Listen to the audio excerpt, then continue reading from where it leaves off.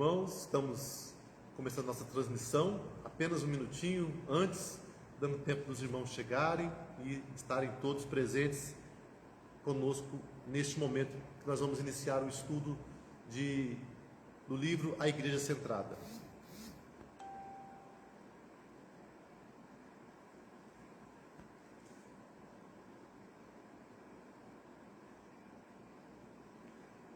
Queridos irmãos, bom dia a todos. Todos são muito bem-vindos neste momento. Estamos aguardando a chegada de todos. Esperamos que a igreja, os irmãos, estejamos participando deste estudo com muita alegria, com muito ânimo. É um assunto que é tão importante, um assunto bem interessante, que tem relação com a vida da igreja e que esperamos que vai ser bênção para nós, como Igreja Presbiteriana de Rolândia, e para todos que puderem participar desse estudo. Será um aprendizado, esperamos que contribua para o crescimento da igreja, para a mobilização dos nossos membros, das nossas lideranças, numa direção boa, correta, de acordo com a vontade do nosso Deus. Eu começo esse momento de hoje apenas dando uma palavra de gratidão a todos os irmãos que têm demonstrado carinho para conosco nesse dia, como ontem, né? Os irmãos sabem, foi um dia difícil para nós, para minha família, com o falecimento da minha prima Rosane, lá em Goiás.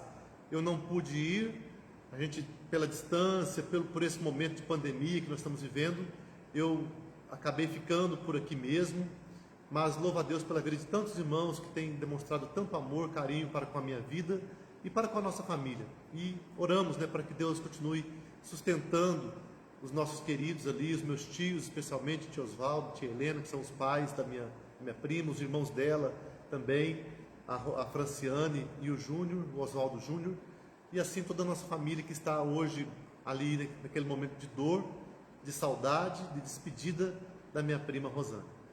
Nós vamos então neste momento, irmãos, iniciando. Eu quero ler a palavra, eu quero ler apenas um versículo na palavra de Deus aqui. Aliás, 2 versículos, Mateus 16, os versículos 16 até o 18. Na verdade, 3 versículos.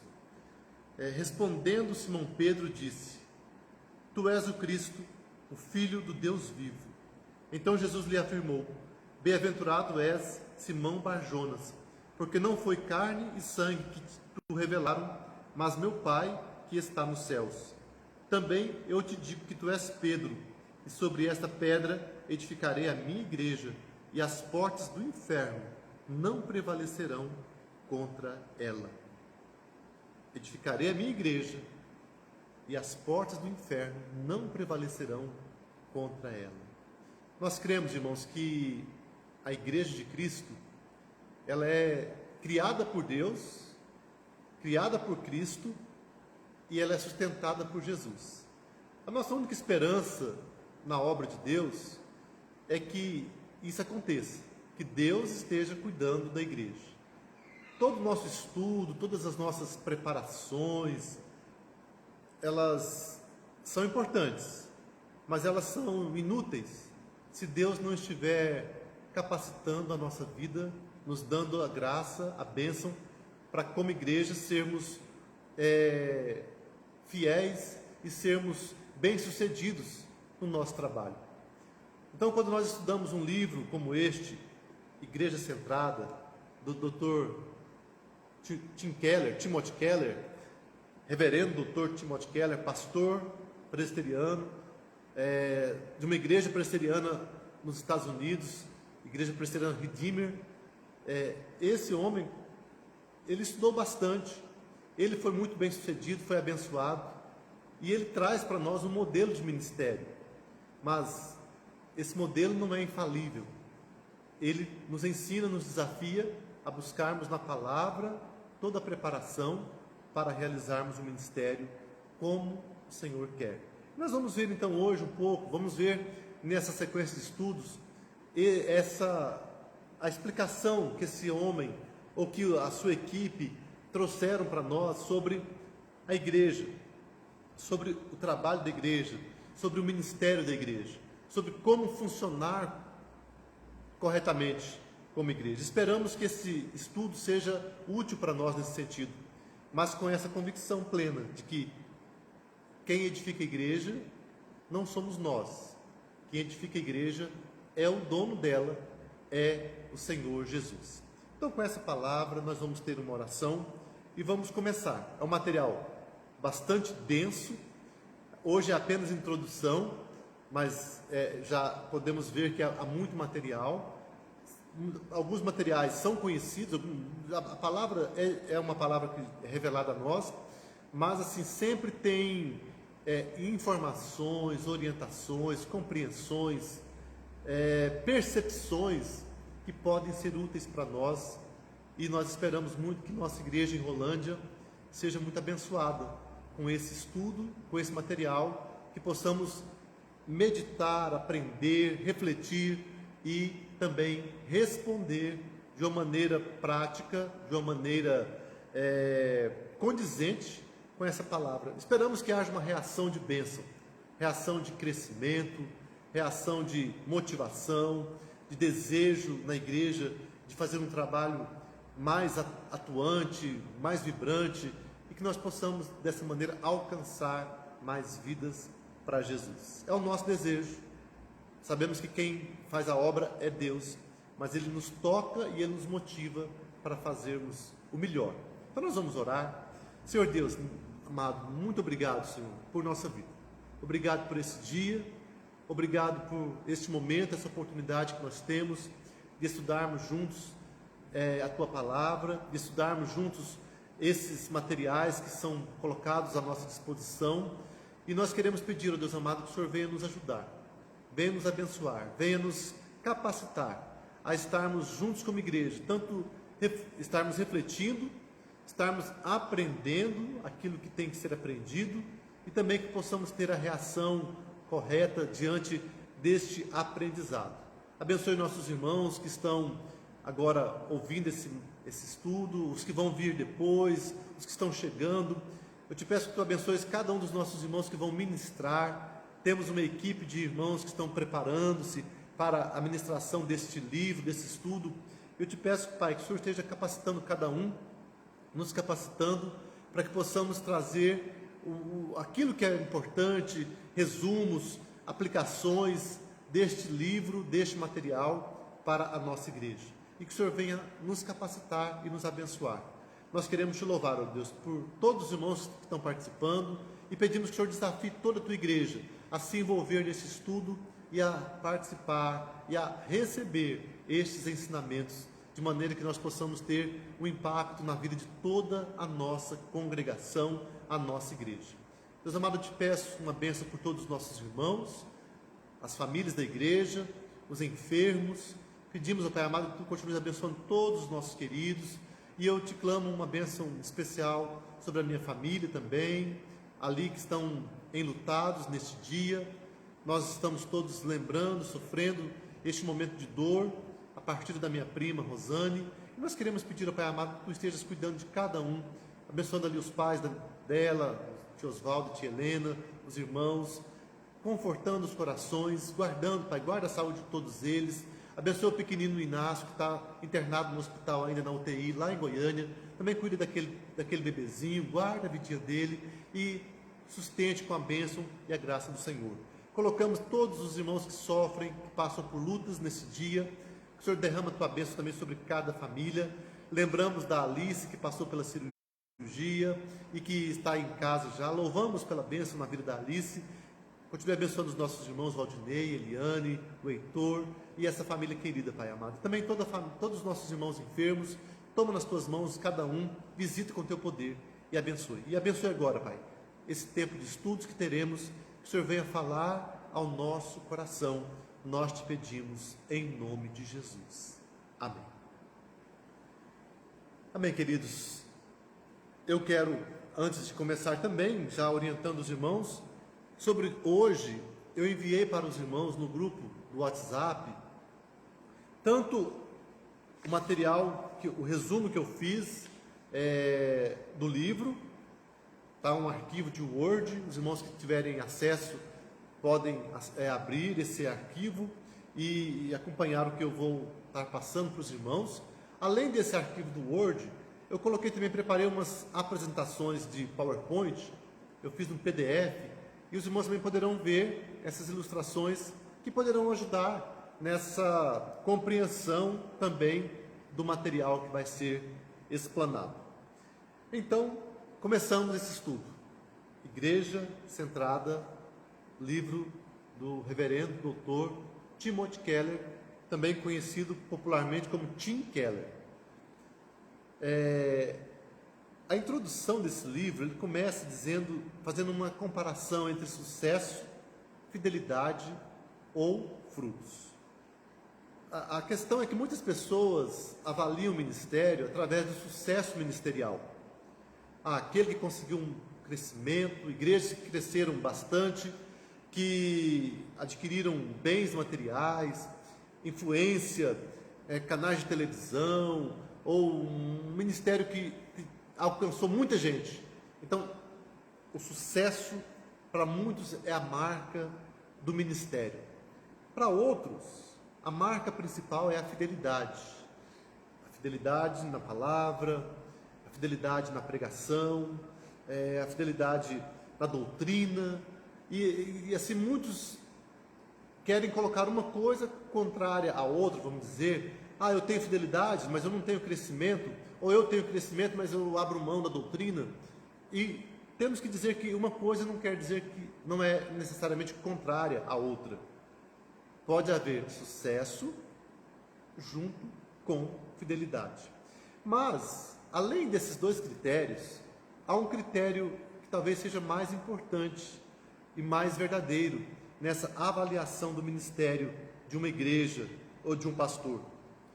Não apenas fidelidade, não apenas o sucesso, mas os frutos. A capacidade de dar frutos. Tim Keller diz que a capacidade de dar frutos é um tema mais bíblico para avaliar o ministério do que o sucesso ou a fidelidade. E quando falamos em capacidade de dar frutos, nós entendemos que a igreja, ela tem essa capacidade. A igreja é chamada por Deus, pelo apóstolo Paulo em Coríntios, de lavoura. Então a lavoura, ela é preparada para dar frutos. Ela é plantada e ela, no tempo da maturidade, ela vai frutificar e vai haver colheita. Mas quando falamos em lavoura também, lembramos que há a participação do homem na preparação da lavoura, no plantio, no cultivo, no cuidado com as pragas, mas também há uma ação que não depende do homem, que é a ação de frutificação que só Deus pode dar. Por exemplo, a questão do clima. O homem não pode controlar o clima. Se Deus não mandar a chuva no tempo certo, pode ter a melhor semente, o melhor terreno, o melhor solo, e os frutos não irão vir, porque não vai haver germinação, não vai haver saúde naquelas plantas, então não vai haver frutos. A questão também de fenômenos naturais mesmo que acontecem, se o clima, talvez veio a chuva no tempo certo, mas depois vem uma grande seca, aquela lavoura também vai morrer, vai haver não vai haver a condição de frutificação. Outra questão de pragas desproporcionais que podem atacar a lavoura, que mesmo com os cuidados do agricultor, não haja um prejuízo para aquela lavoura. Então são vários fatores. Então nós dependemos tanto a igreja, a obra de Deus, depende do trabalho do ser humano, mas acima de tudo dependemos da obra de Deus. Como Paulo mesmo disse, eu plantei, Apolo regou, mas o crescimento vem do Senhor. Então nós somos chamados a trabalhar na obra, e nós queremos trabalhar na obra de Deus. E quando olhamos para a igreja, nós somos a igreja, o nosso desejo é que a igreja cresça, o nosso desejo é que a igreja alcance pessoas para Jesus. O nosso desejo é que sejamos vitoriosos, que a igreja tenha uma estabilidade, mas temos que lembrar disso. Nosso trabalho sozinho não é tudo. É importante, mas precisamos do Senhor cuidar de nós. Então, essa capacidade de dar frutos. Qual que é a nossa preparação? Qual deve ser a nossa preparação para que a igreja dê frutos? Deve ser o ensino correto da palavra, deve ser o estudo da nossa realidade ao redor, deve ser a nossa fidelidade, a unidade da igreja, a comunhão dos irmãos, o amor fraternal, uma logística, um trabalho realizado de maneira coerente com a palavra do Senhor. Tudo isso é preparação para que haja frutos. A pregação do Evangelho, o convite das pessoas, mas tudo isso é o nosso trabalho. A obra de Deus é tocar os corações, convencer as pessoas, levar a pessoa a se entregar a Jesus e unir essas pessoas. Então, nós precisamos pedir a Deus que nos dê essa capacidade, que nós possamos ser uma igreja, é o nosso desejo para a igreja de Rolândia, que nós tenhamos as condições para darmos frutos. Os frutos, esse segredo, é o segredo para o crescimento, para um ministério realmente aprovado por Deus. Nós queremos ter essa condição, ser uma igreja que frutifica para a glória de Deus. Pensando então na igreja de Tim Keller escreve esse livro por quê? Porque a sua igreja foi uma igreja que conseguiu crescimento, conseguiu frutificação, conseguiu ter uma influência tanto em termos locais, regionais, como também em termos mundiais. A igreja do Tim Keller, chamada Igreja Presbiteriana Redeemer, ou Redeemer Presbyterian Church, em Nova York, é uma igreja que realmente surpreendeu muitas pessoas. É uma igreja que alcançou um crescimento muito grande, num contexto de dificuldade, em termos de uma cultura que é resistente ao Evangelho.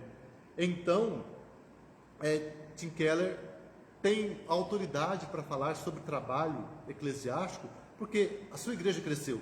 Mas ele então não vai falar apenas da receita para o sucesso.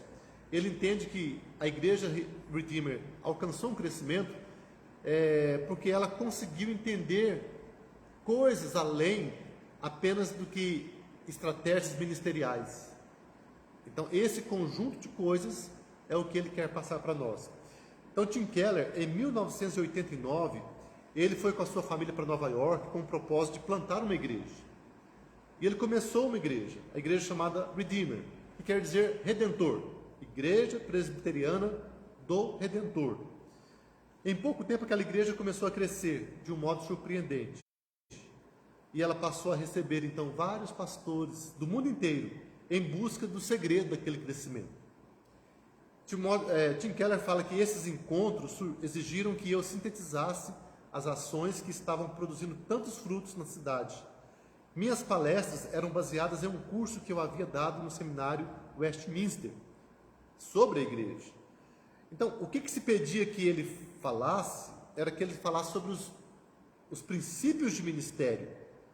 Na verdade, as pessoas queriam um tipo de receita que pudesse ser reproduzida, mas essa não é a visão do Tim Keller.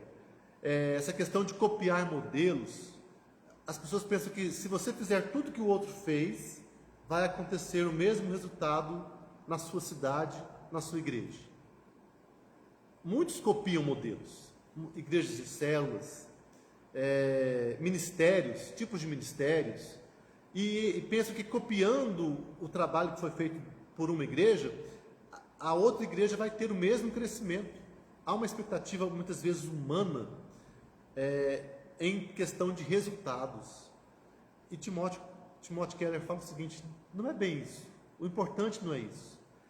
Algo mais importante é entender o processo, o trabalho, como fazer, como viver o ministério, ligar a base teológica com as estratégias ministeriais.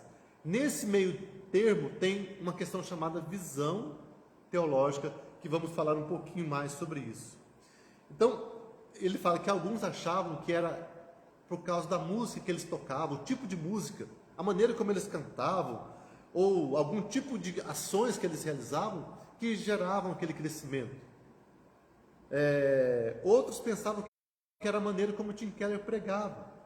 E Tim Keller, vamos dizer, é um grande pregador, um homem usado por Deus.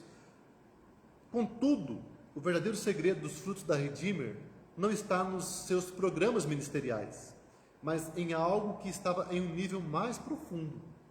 O mais importante é entender como eles chegaram às modalidades de ministério usadas na igreja. Uma profunda análise do caráter e das implicações do Evangelho e também da cultura da cidade. Portanto, nós vamos falar muito sobre essa questão, Evangelho e cultura. Ligar uma coisa com a outra é o desafio da igreja. Então, o mais importante não era o produto, mas o processo. Muitos olham para o resultado e já querem logo o resultado, mas não sabem que houve um preço, houve um trabalho, uma preparação para realizar aquele trabalho. Então, muitas vezes nós como igreja pensamos que basta nós irmos para a igreja, orarmos, o pastor pregar bem, que a igreja vai crescer.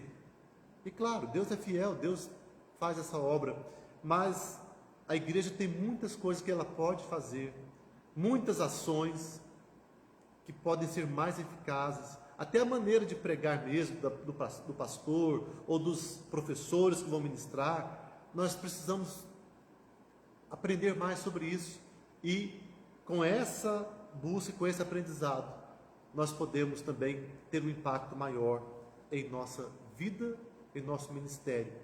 E uma coisa importante de antemão que nós podemos falar, irmãos, é que essa igreja, Redeemer, ela conseguiu uma coisa interessante. Ela tanto consegue crescer localmente, como ela partiu para um trabalho de ajudar outras igrejas ou ajudar outros pastores na plantação de igrejas ao redor do mundo. Então, podemos dizer que hoje tem centenas de igrejas que já foram plantadas com a ajuda dessa igreja. Imagine, isso é um trabalho maravilhoso. Ser uma bênção no seu lugar e além do seu lugar. Nós, como igreja em Rolândia, estamos aqui. Imagine se nós começarmos a ajudar outras igrejas da região, do presbitério, do nosso país, a crescerem. Seria muito interessante. Então, atualmente nós estamos cuidando de nós apenas, mas eu tenho essa expectativa, que Deus nos dê essa graça, de quem sabe termos um ministério frutífero, mais influente, e que possamos também ajudar outros irmãos em outros locais.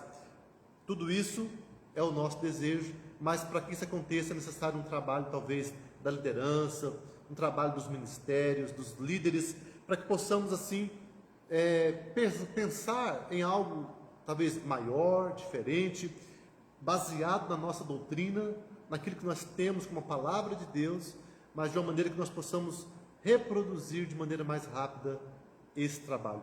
É o nosso desejo, sonhos que nós podemos ter. Deus pode nos ajudar e é o que nós esperamos através do estudo deste material. Não apenas ter um resultado, mas ter um trabalho, um processo de crescimento em nossas vidas. Então, nesse sentido, então, pensando, quando falamos sobre o processo do ministério, Tim Keller coloca para nós algumas palavras que vêm da informática. Ele vai falar sobre o hardware, o middleware e o software. Para quem trabalha com computador, sabe muito bem quais são essas partes da informática.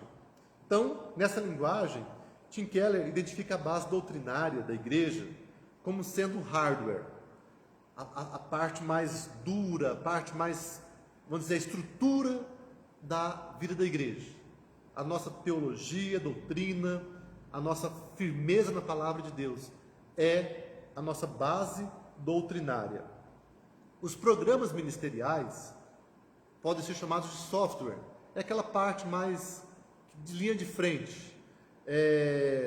São aqueles aplicativos que são vistos pelas pessoas. Então, temos o ministério de louvor, de recepção, de cozinha, temos a diaconia, cada área de ministério de teatro, a escola dominical, são as áreas de ministério da igreja. Essa parte chamada software, uma parte que é visível, que está mais na aparência, que está mais na superfície do ministério da igreja. Mas entre a parte doutrinária e a parte de estratégias ou programas ministeriais, vem o middleware. O middleware é como o espaço entre o que refletimos profundamente sobre a nossa teologia e sobre a nossa cultura, para compreender como as duas podem moldar o nosso ministério. Isso nos leva a escolher melhor dentre os métodos já existentes de ministério ou ao desenvolvimento de outros mais promissores. Então através dessa reflexão sobre doutrina, sobre cultura, sobre a vida da igreja, é que nós vamos ter uma ação ministerial. Vamos escolher programas ministeriais, ou vamos manter os que nós temos, dando uma nova dinâmica para esses programas e para esses ministérios.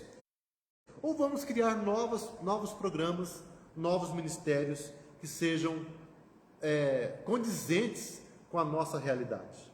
O middleware é a camada de software que fica entre o hardware, o sistema operacional e os vários aplicativos empregados pelo usuário. Da mesma forma, deveria existir entre nossas crenças doutrinárias e nossas práticas ministeriais uma visão muito bem concebida de como aplicar o Evangelho à cultura e ao movimento histórico em particular.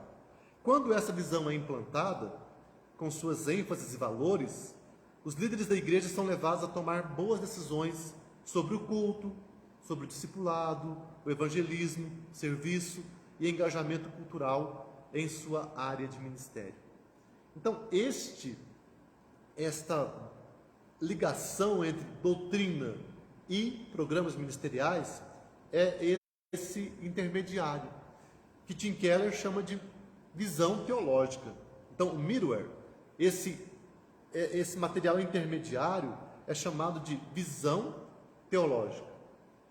Então, hoje vamos falar um pouquinho sobre essa questão da visão teológica, porque é o que vai nortear o estudo deste livro nos seus vários capítulos.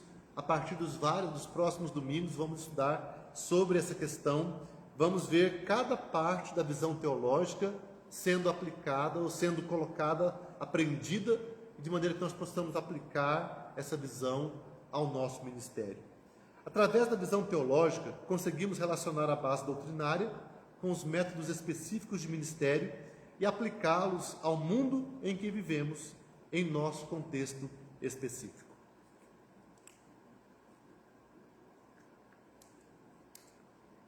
Então, quando nós não conseguimos discernir bem a nossa cultura, falhamos em alcançar o povo de nosso tempo. Temos de discernir onde e como a cultura pode ser desafiada e apoiada. As respostas a essas perguntas têm um impacto enorme em nossa pregação e evangelização, e em nossa maneira de organizar, liderar, discipular e pastorear o rebanho. Então, é importante essa ligação, conhecimento doutrinário, conhecimento cultural, como que vamos interagir com a nossa cultura.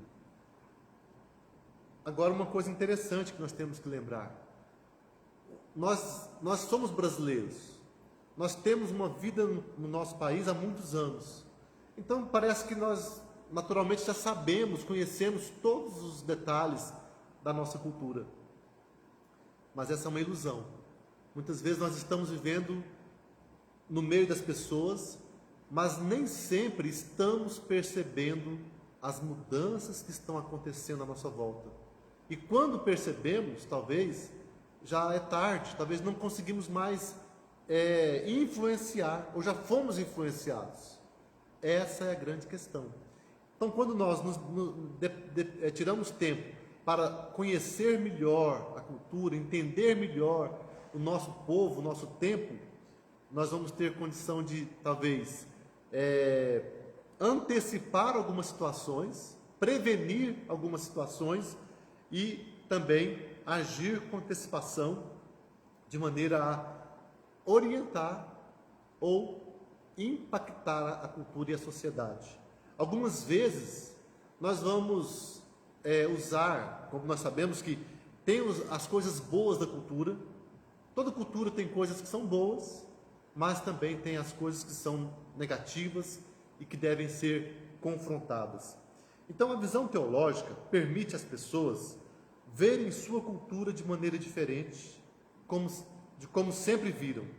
Aqueles capacitados pela visão teológica não vão simplesmente contra os estímulos modernos da cultura, mas tomam a iniciativa de entender e se comunicar com ela do ponto de vista bíblico. A visão teológica moderna deve buscar levar todo o conselho de Deus à sociedade de sua época, para que sua época seja transformada.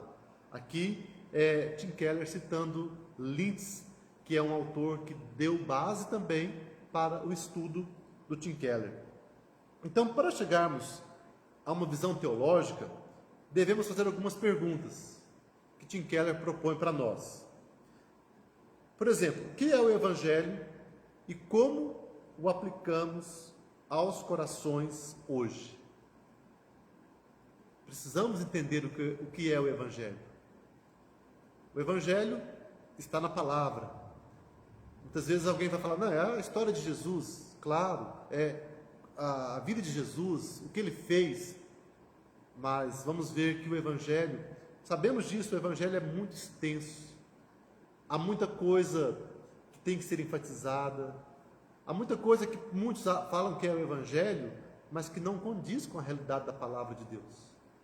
Há, por exemplo, pessoas que acham que a graça de Deus é algo que isenta o ser humano de uma necessidade de mudar, de corrigir, de ser uma pessoa que vive seguindo os mandamentos da palavra de Deus. Alguns acham que o Evangelho é uma graça barata. Eu posso fazer o que eu quiser, Deus me ama. Então, eu sou salvo de qualquer maneira. Deus me amou, Deus me salvou, eu posso viver de qualquer maneira. Isso não condiz com o Evangelho. Outros, em nome de uma rigidez do Evangelho, se fecham e não se envolvem com as pessoas. Tendem a ignorar as mudanças do dia a dia, as atualizações. Um exemplo muito, muito próximo de nós, não tão próximo, mas que foi uma realidade, é que quando surgiu nas igrejas evangélicas, a música, o rock, os instrumentos musicais, violão, bateria, teclado, houve uma revolução. Muitas pessoas achavam que o único instrumento que era correto, que era aprovado por Deus, era o harmônio, que era um instrumento de tipo um teclado, mas que era um instrumento de sopro, tinha um pedal. Então, as igrejas acostumaram muito com aquele tipo de cântico, apenas os hinos, e o instrumento era apenas aquele harmônio, não tinha mais nada. Quando veio bateria, violão, contrabaixo, teclado, outros instrumentos ligados ao rock, por exemplo, houve muitas pessoas que entenderam que aqueles instrumentos eram diabólicos. Teve muita igreja que proibiu o uso de bateria durante muitos anos. Até hoje ainda há algumas igrejas que são ditas mais tradicionais que não admitem a bateria na igreja. E aí vem aquela questão, o instrumento em si, ele é do mal ou do bem? E quando vamos estudar, vamos perceber com uma visão mais coerente, vemos que o instrumento em si ele é neutro. Ele não é nem mal nem bom. Ele pode ser usado para o mal ou para o bem. Então, aqui nós vemos a questão, né? O Evangelho, como nós interpretamos o Evangelho.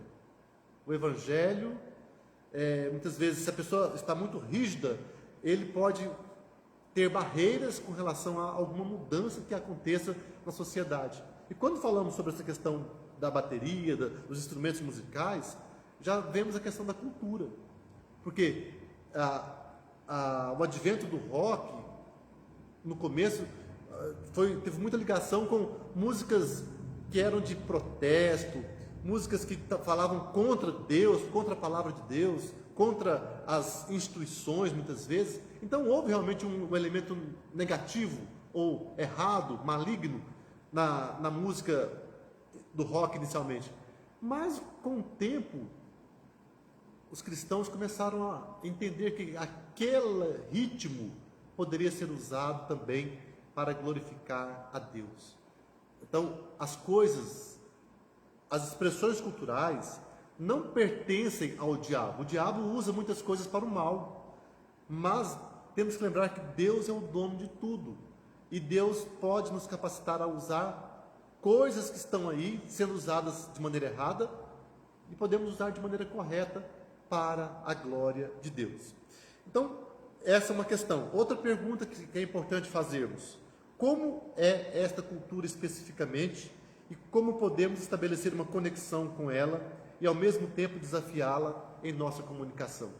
Então, aqui é fazer um diagnóstico da cultura. Como que é a nossa cultura brasileira, por exemplo? Nossa cidade. O que nós temos de bom na nossa cultura? E o que tem de negativo, de problema? E como que nós podemos desafiar, confrontar, de maneira que vamos trazer uma opção e uma direção para as pessoas do nosso tempo. Outra questão importante para nós formarmos a visão teológica: onde estamos localizados? Estamos num grande centro urbano? Estamos num bairro elegante e mais afastado da cidade? Estamos numa cidade pequena ou na zona rural? Então, onde estamos localizados e como isso afeta o nosso ministério? O fato de estarmos aqui hoje, na igreja em Rolândia, sendo uma igreja centralizada, o que nós temos que aprender com isso? Qual a nossa influência com relação ao centro comercial da nossa cidade? Talvez estamos aqui há tanto tempo e não temos conseguido impactar as pessoas que trabalham no comércio, mesmo estando tão próximos. Mas temos que lembrar, quem está próximo aqui do centro? É o templo. Agora, onde estão os irmãos? Cada irmão está no seu trabalho, no seu dia a dia. Então, não é tão automático o fato da igreja estar centralizada na cidade que ela vai impactar o seu ambiente. Agora, se nós tivermos um ministério voltado para isso, podemos realizar algo diferente, algo que vai fazer mais impacto, mais transformação ao nosso redor. Então aí vem aquela questão: a igreja pode ter algum tipo de ministério que funcione no meio de semana? Algum tipo de trabalho artesanal, oficinas, cursos que podem ser ministrados, abertos ao público, e as pessoas poderão vir aqui, participar da igreja, conhecer a igreja e serem impactadas por ela. Então nós percebemos que, irmãos, igreja, a gente sabe disso, mas nem sempre nós estamos fazendo isso. Igreja não é apenas domingo de manhã, domingo à noite. A igreja pode ser um organismo que vai funcionar a semana inteira e vai abençoar vidas a semana inteira. Agora, cada irmão da igreja está em algum lugar durante a semana. Como que você pode fazer diferença na sua comunidade, no seu lugar de trabalho? Você tem que pensar sobre isso e trabalhar em cima disso. Então, são perguntas importantes. Como que eu posso ser útil para levar pessoas a conhecerem a Deus? Outra pergunta importante: até que ponto nossa igreja será inovadora e até que ponto ela será tradicional? É importante lembrar, como igreja presbiteriana do Brasil, nós somos uma igreja no Brasil, de 160 anos, mas no mundo, de mais de 400 anos, que ela foi fundada oficialmente. Mas trazemos na nossa vida, na nossa história, uma bagagem de 2.000 anos ou de 4.000 anos, dependendo do ponto de vista. Se formos pegar desde Israel, desde a igreja primitiva, então nós somos uma igreja histórica. temos uma relação com a história do passado, temos tradições, mas também nós temos o desafio de olhar para o nosso tempo. O tempo de hoje exige, muitas vezes, inovações. Um exemplo, nós estamos vivendo hoje uma realidade de inovação. Eu estou falando aqui para uma câmera e os irmãos estão acompanhando de casa essa palestra, esse estudo da escola dominical. Nós não faríamos isso há 20 anos atrás, era impensável. A gente pensava assim, só quem tem um canal de televisão que pode fazer um trabalho como este. Hoje, com o celular, com a internet, nós podemos atingir pessoas. Então, precisamos inovar. Então, até que ponto vamos vamos manter as tradições e até que ponto vamos ter um ministério de inovação? Isso é apenas um exemplo que eu dei. Temos muitas outras áreas em que podemos trabalhar. Então, irmãos, pensando nessas questões aí, chegamos a formar uma visão teológica. A visão teológica vai nos ajudar a ter a interação entre a doutrina e a cultura e o nosso tempo. Então, uma definição de visão teológica a visão teológica é uma reafirmação fiel do Evangelho, com implicações valiosas para a vida, para o ministério e para a missão, em determinado tipo de cultura e em certo momento da história. Então, é uma reflexão, uma reafirmação fiel do Evangelho, mas que vai ser aplicada ao nosso tempo, que vai olhar para a cultura, para o nosso povo, para a realidade onde estamos inseridos. É por isso que o Tim Keller tem razão. Como que vamos trazer um modelo de Nova York e aplicar em Rolândia? Simplesmente copiar e trazer? É impossível. Primeiro que os Estados Unidos têm uma cultura diferente. A cultura de Nova York em si, de Manhattan, onde é o lugar onde a igreja está inserida, ali eles têm um jeito de falar, tem uma língua, tem uma maneira de pensar, uma formação que, para o povo brasileiro, cada cidade, cada contexto, é diferente, tem as suas particularidades. No nosso país mesmo, cada cidade tem uma maneira de ser. Há cidades que são voltadas mais para o trabalho agrícola, outras cidades que são mais industrializadas, outras que têm um comércio muito forte, algumas cidades que são voltadas para universidades, para as faculdades, os cursos superiores. Então, e tem cidades que têm tudo isso. Cidades grandes que têm tanto o homem do campo, tem o comerciante, tem a indústria e tem os grandes centros de formação intelectual. Tudo isso tem que ser considerado por nós. Precisamos olhar para o nosso ambiente. E a visão teológica ela nos faz ter essa ligação entre a nossa doutrina, o que nós conhecemos da palavra, o Evangelho e também o nosso tempo. Então, o propósito de estudar sobre a visão teológica. Tim Keller disse que eles queriam ajudar plantadores de igreja a aprender quanto pudessem com a sua reflexão e experiência, mas eles não tinham a intenção de reproduzir pequenas cópias da igreja deles, porque sabiam que cada cidade era uma realidade diferente. Por isso, eles estabeleceram, colocaram no papel, foram estudando, foram aperfeiçoando essa compreensão e então trouxeram esse estudo. Então, algumas informações, algumas afirmações importantes sobre a visão teológica. Primeiro, a visão teológica é custosa, quer dizer, ela é difícil, é um processo de estudo que tem que ser realizado pelos pastores, pelos líderes da igreja, mas ela é necessária. Então, é difícil fazer a relação correta entre a base doutrinária e a modalidade ministerial de modo significativo. Temos a tendência ou de supercontextualizar ou de subcontextualizar. Quer dizer, nós podemos tanto valorizar demais a qualidade da nossa cultura, ou podemos também, por outro lado, ser tão contrários à cultura que vamos nos esconder, nos fechar. Então, são dois perigos. O desafio é estar no centro, é ter um equilíbrio, sabendo das qualidades da cultura e também dos perigos que estão à nossa volta. A qualidade da visão teológica determina a vitalidade do ministério. Outra questão importante é que a visão teológica é transferível e adaptável, tanto para igrejas ortodoxas e tradicionais, em muitos contextos e estilos culturais. Então, qualquer tipo de igreja, igrejas que tenham uma doutrina mais, vamos dizer assim, ortodoxa, mais rígida, como também igrejas que sejam mais contemporâneas na sua visão, elas precisam fazer um estudo profundo e esse estudo vai ser aplicado à sua realidade. Então, se focamos na visão teológica, podemos criar um movimento em vez de simplesmente inspirar igrejas a serem cópias umas das outras, ou cópias da igreja Redeemer. Então, o movimento é uma coisa que vai mobilizar outras pessoas.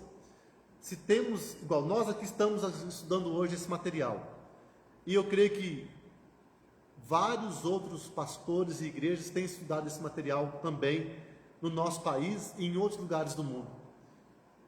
Esse estudo, essa busca de aprendizado, vai gerando um movimento, uma dinâmica, e é o que nós esperamos que aconteça também conosco. Também essa visão teológica tem alcance para além das igrejas. Não somente a igreja em si, mas missões, os ministérios. Nós temos aí ONGs evangélicas, temos projetos que são realizados com a sociedade, com a comunidade, que não são especificamente uma igreja, mas elas são ligadas à igreja, e elas podem também aplicar essa visão, essa compreensão sobre o ministério, e assim serem mais eficientes no seu trabalho também. Então nós percebemos que é um desafio esse estudo para nós, mas também é uma oportunidade de crescimento para nós como igreja. Então, visão teológica. Qual que é o nome que sintetiza a visão teológica proposta por Tim Keller? É justamente o nome do nosso livro, Igreja Centrada. Então, chamaremos nossa visão teológica, esse conjunto específico de ênfases e posturas de ministério, de igreja centrada. Agora vamos pensar, por que é igreja centrada?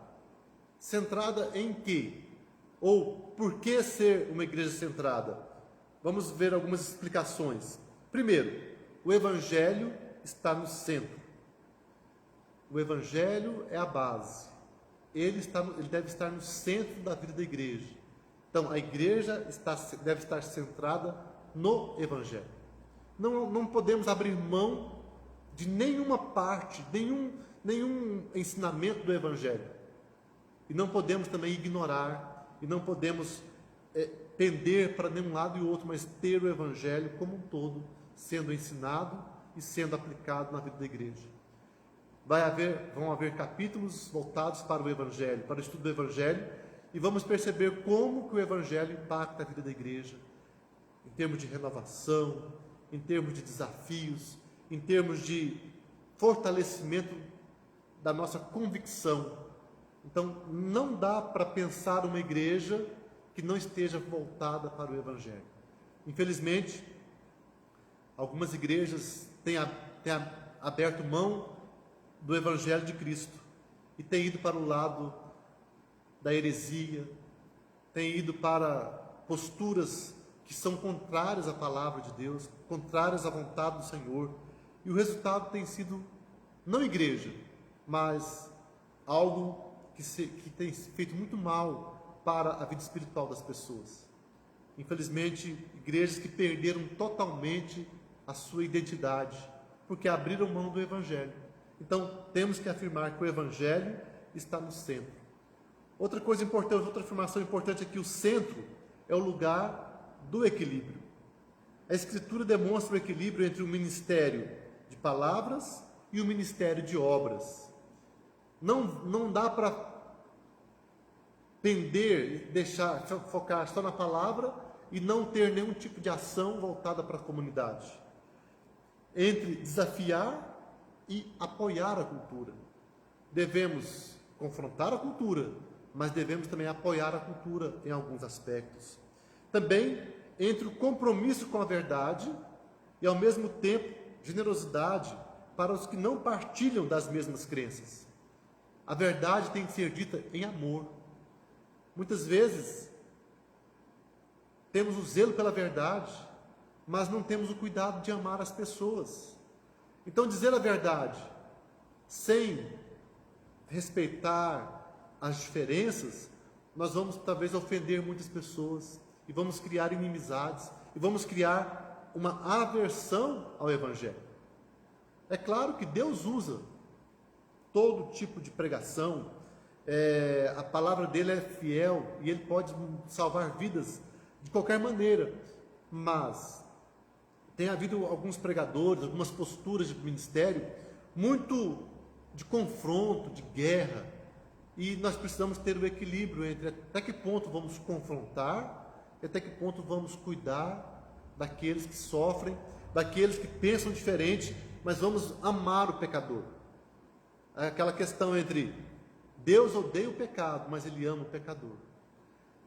Deus não aceita o pecado, mas Ele quer resgatar os pecadores que Ele tem preparado. Então nós precisamos ser também a igreja que age em nome do nosso Deus, que é um Deus que ama os pecadores. Deus nos amou enquanto nós éramos pecadores. Outra questão importante dessa visão teológica que Timothy Keller coloca é que essa visão teológica é moldada por e para centros urbanos e culturais. Então é importante nós lembrarmos disso, que esse livro, esse material, ele foi concebido dentro de uma grande cidade, de uma grande metrópole. Então vamos dizer assim, mas então nós não poderíamos usar esse material porque estamos numa pequena cidade, uma cidade do interior. Mas ele fala, como a visão teológica é uma visão geral, mesmo ela tendo sido voltada para grandes cidades, ela pode ser aplicada em igrejas menores, interior, nossa realidade. Então cabe a nós adaptarmos o material e trazermos para a nossa realidade. E também, a visão teológica está no centro do ministério. Quer dizer, ela constrói uma ponte entre a doutrina e a modalidade do ministério. Os irmãos podem ver aí, quem tiver acesso aí, naquele material que eu passei, das figuras, o último slide, ele vai mostrar esse equilíbrio, esse centro da visão teológica. E aqui mostra que temos na base, a base doutrinária, no centro a visão teológica e na ponta a modalidade ministerial. Então, junta base doutrinária, a visão teológica, e aí nós temos uma modalidade ministerial coerente com a nossa realidade. Então, a base doutrinária tem a ver com as verdades eternas da Bíblia, a respeito de Deus, de nosso relacionamento com Ele e de seus propósitos no mundo. Então, nós temos a tradição teológica, filiação denominacional e teologia bíblica e sistemática. São alguns dos pontos dessa base doutrinária. Aí nós temos a visão teológica, que é como enxergar a nossa realidade. Então, temos uma reafirmação fiel do Evangelho, com implicações valiosas para a vida, para o ministério e para a missão, em determinado tipo de cultura e em certo momento da história. Aí nós temos a visão e os valores, temos o DNA do ministério, qual que é a nossa cara, a nossa característica, vamos entender isso como igreja, vemos as ênfases e as posturas e a filosofia de ministério que a igreja vai determinar para a sua vida. E por fim vemos a modalidade ministerial, que são os ministérios especificamente. O que fazer? Com que modalidade o Evangelho é expresso em certa igreja, de certa comunidade, em determinada época. Vemos a adaptação cultural ao contexto local, o estilo e programação de culto, os processos de discipulado e de evangelismo e vemos também o governo e a administração da igreja. É por essa razão, Tim Keller fala que dentro de uma mesma denominação, nós podemos ter igrejas que têm algumas diferenças de práticas, de cidade para cidade, de local para local, porque cada igreja vai ter uma ênfase voltada para a sua realidade, para o seu contexto.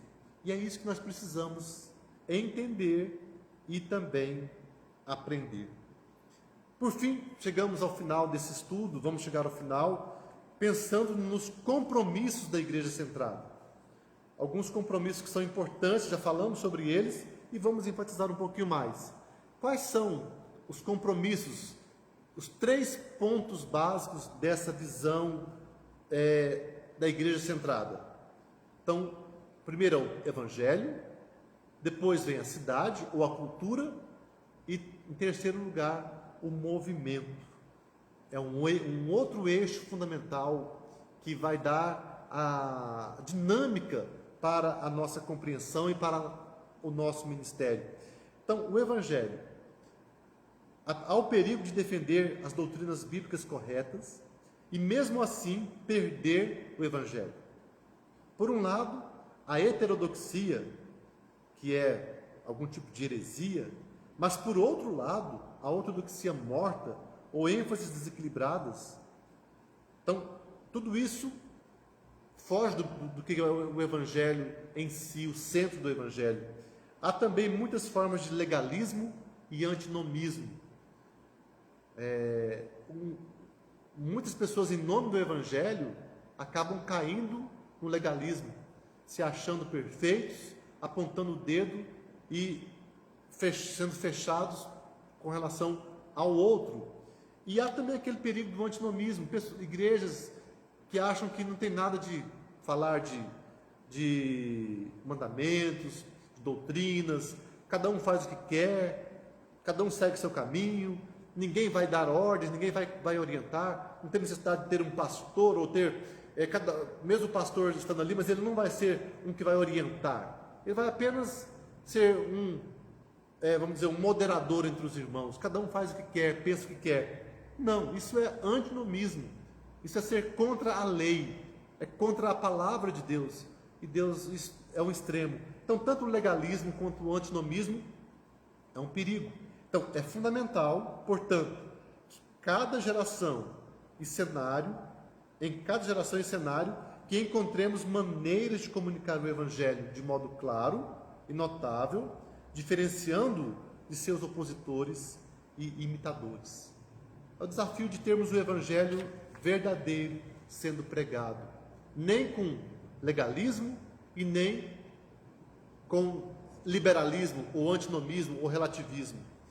Outra questão importante da cidade tem a ver com o nosso contexto cultural. Hoje nós temos que dizer que a realidade do mundo é uma realidade de cidades. O mundo hoje, a maior parte da população mundial vive já nas cidades. As nossas cidades, né, brasileiras, a população está concentrada mesmo em cada cidade. Vivemos um contexto urbano. Há 30, 40 anos atrás, a população que morava no campo era muito maior do que a população que mora hoje. Então nós temos hoje uma concentração de pessoas nas cidades. Então precisamos entender a nossa cidade. Todas as igrejas devem entender e amar a sua comunidade e seu ambiente social, identificando-se com eles e ao mesmo tempo sendo capazes de criticá-los e desafiá-los. Então nós temos que entender a maneira de viver do nosso povo, do nosso contexto ao nosso redor.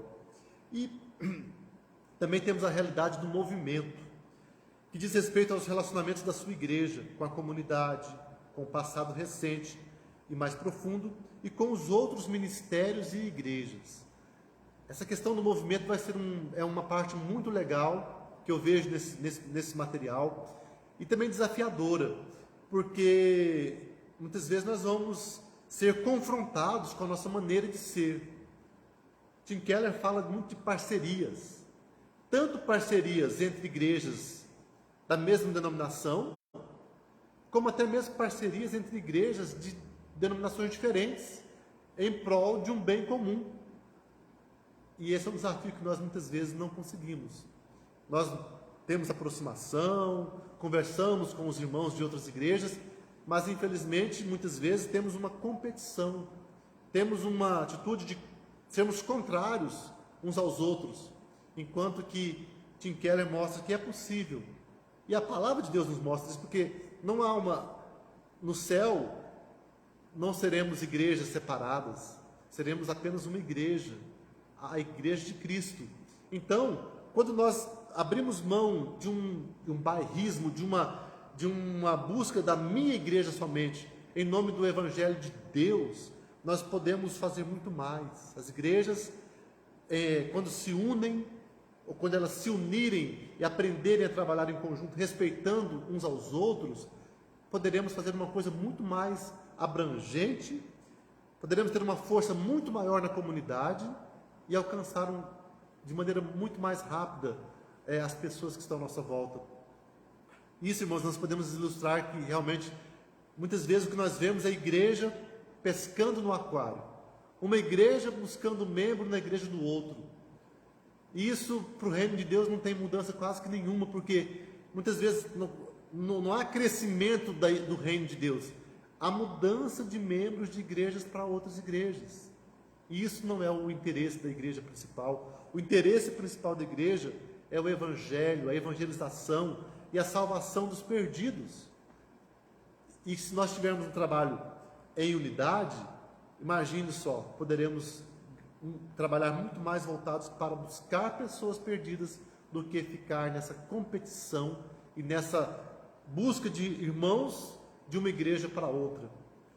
Mas é um desafio, o movimento vai ser uma parte desafiadora. Vamos falar muito sobre missão, sobre a igreja missional, sobre plantação de igrejas, sobre entender dinâmica de movimento, termos uma igreja que não esteja paralisada ou impedida de crescer, porque ela tem um apego à tradição tão grande que ela não consiga se abrir. Desafio refletirmos sobre nossa história. Temos que ter o equilíbrio entre olhar para o passado, ter o que vem do passado, que são modelos, ensinamentos muito importantes, mas também precisamos ter a condição de sermos inovadores, no sentido de olhar para o presente e alcançar as pessoas, falar com as pessoas na linguagem em que elas estão se comunicando nos dias de hoje. Desafios para nós aprendermos, é o nosso desafio neste livro. Aqui hoje, irmãos, apenas uma introdução, e nós vamos ter capítulos que vão falar especificamente de cada parte, e eu espero que seja muito interessante, que seja muito relevante para nós, e eu desafio você a participar desse projeto, desse processo. Nós estamos chegando ao final. Hoje, vimos os compromissos, evangelho, cidade e movimento. Eu quero desafiar você que está participando nessa manhã. Temos aí um grupo de pessoas que está conosco. Você pode multiplicar esse número. Nós queremos a partir assim que tivermos autorização do governo, voltar a ter os estudos presenciais. Então, vai facilitar para muitos irmãos virem para a igreja e participarem. Mas continuaremos transmitindo esse estudo. Eu quero desafiar você a convidar outras pessoas para que possam seguir conosco nesse projeto. Teremos aí vários estudos, serão pelo menos 30 domingos pela frente.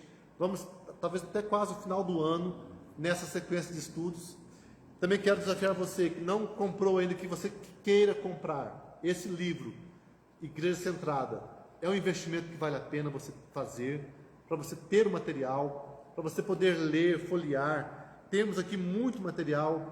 Além do conteúdo do capítulo, tem muito material extra nas bordas, e é um material que vale a pena. Você pode comprar, propaganda aqui, pela Amazon, pelo site da Amazon. É um site seguro de compras. Você pode comprar, chega na sua casa em poucos dias. O preço dele, eu vi ontem, está menos da metade do preço. O livro normal, o preço normal é R$ 106. No site da Amazon está por R$ 48,57. Estava ontem, não sei se subiu para hoje, que pode mudar de dia para dia. Se você tiver assinatura do Amazon Prime, você pode comprar com frete grátis, qualquer valor. Então, vale a pena. Ou também, propagando também, para a Família Cristã, Livrarias Família Cristã, também é um site na internet. E aqui quem mora em Londrina, aqui perto de Londrina, está aqui pertinho de nós, é possível comprar também por um preço próximo, talvez R$ 60, R$ 55, não sei o preço normal ali na Família Cristã, mas está um preço mais barato do que se for comprar direto da editora Vida Nova. Então, compensa. Se você for em uma livraria comum, você vai achar por esse preço de R$ 106, R$ 90, e comprando pelo site fica bastante, bem mais em conta e muito mais interessante. Então são convites que eu faço para vocês, irmãos, para todos que puderem, que quiserem comprar. Aqui na igreja alguns irmãos já compraram, já estão com material na sua mão. E quem fizer o pedido, né, comprar o quanto antes, talvez até a semana que vem você vai ter estar com material na sua mão para você poder ler, meditar e podermos refletir com muito mais produtividade. É o nosso desafio. Irmãos, estamos chegando ao final desse estudo de hoje. Louva a Deus pela vida dos irmãos que estão participando conosco. Deus abençoe cada um de vocês. Que bom ter os irmãos presentes aqui conosco. E esse material nosso é um material realmente, que eu falei, desafiador.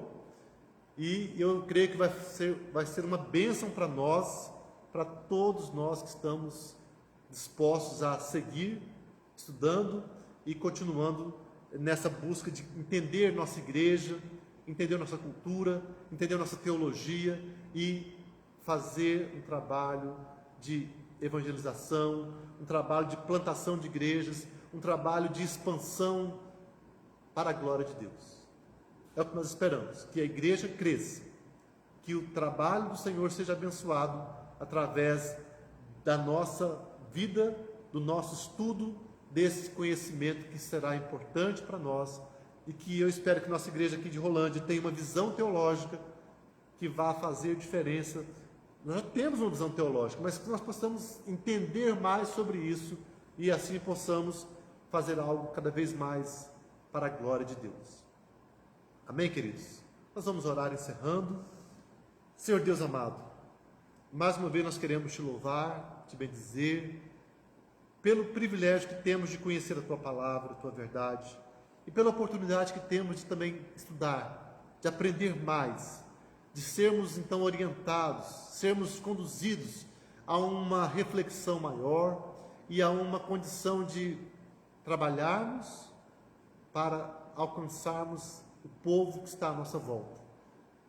O nosso desafio é olhar para a nossa cidade, é olhar para o nosso redor, e ver quem está à nossa volta e como que nós podemos alcançar essas pessoas. E nós queremos pedir ao Senhor, Deus amado, nos ajude. Não adianta nós queremos fazer muitas coisas sem termos uma direção do Senhor. Mas nós queremos que Tu estejas à nossa frente, nos capacitando, nos orientando, e que nós possamos aprender com outros irmãos que já estão fazendo algo relevante na sua comunidade, e que nós possamos fazer também a diferença na cidade onde nós estamos inseridos. Abençoe os próximos domingos, os irmãos que vão ministrar. Abençoe cada membro da nossa igreja, cada irmão que está participando conosco desses estudos, nessa transmissão. Guarda cada vida, Pai amado, e nos dê condição de estarmos aprendendo, seguindo em frente e sendo abençoados por Ti.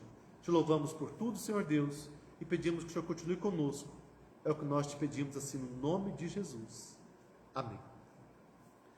Queridos irmãos, Deus abençoe a todos, um grande abraço, para quem está aqui em Rolândia, e para todos os irmãos que puderem, né?